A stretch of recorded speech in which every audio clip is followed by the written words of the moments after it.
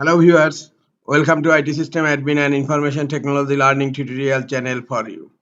Today in this tutorial I am going to show you how to check your Wi-Fi bandwidth in Windows 11 computer.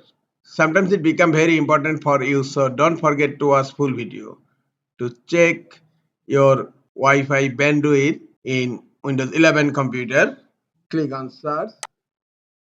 In search type CMD. Right click on command prompt,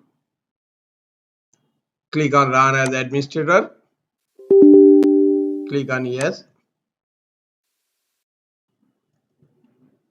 In command prompt type netsh wlan show and then interfaces.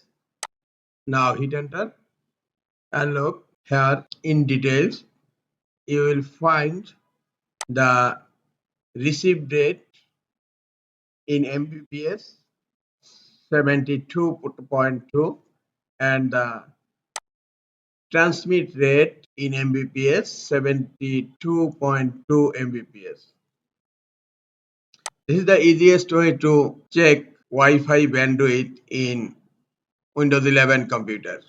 This is all for today. Hope this tutorial is helpful for you. Keep watching for next tutorial. Thank you very much.